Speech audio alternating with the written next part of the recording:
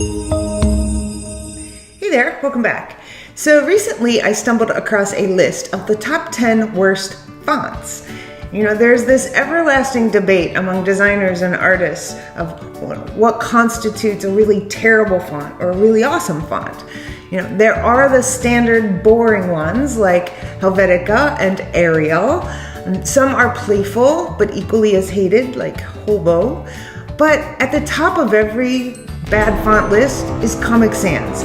It's often reviled as an insult to typography, and everyone loves to hate Comic Sans. There's even a banned Comic Sans community that describes it as silly, childish, and as outrageous as showing up for a black tie event in a clown costume. To designers, font can kill a design. To the average person, fonts are either easy to read or hard to read. But to scientists, typography has been the subject of studies on recall. According to a Carnegie Mellon psychology professor, Daniel Oppenheimer, fonts like Monotype Cursive or Hattenschweiler, which is just fun to say, versus normal fonts like Arial Black are harder to read, but ultimately they make the content more memorable.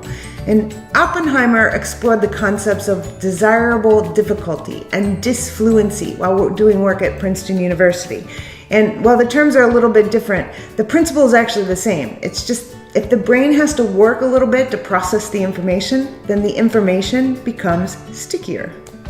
Oppenheimer and his team tested their research at a high school in Chesterfield, Ohio, and they changed the fonts for the test group on handouts and PowerPoint slides, and they changed them to fonts like Monotype Cursive and Hattenschweiler, still fun to say. After several weeks of instruction, researchers found that in all subjects except chemistry, students who had read the disfluent material performed far better on the assignments. Psychology and design researchers at the University of Melbourne took it one step further, and they actually created a font called Sans Forgetica, obviously, specifically designed to boost information retention for readers. And Sans Forgetica looks like this, and it's sleek and back-slanted, and it has these little intermittent gaps in each letter, which makes it a little bit of a puzzle for the brain. And what the team found is that Sans Forgetica broke just enough design principles without becoming too hard to read, and ultimately increased memory retention.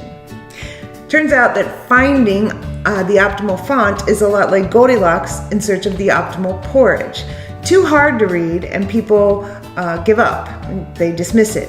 Too easy to read, there's a tendency just to skim through it without paying close attention.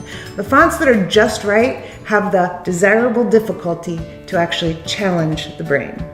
The bottom line is, minor mental gymnastics make us pay closer attention. So that is something you can remember.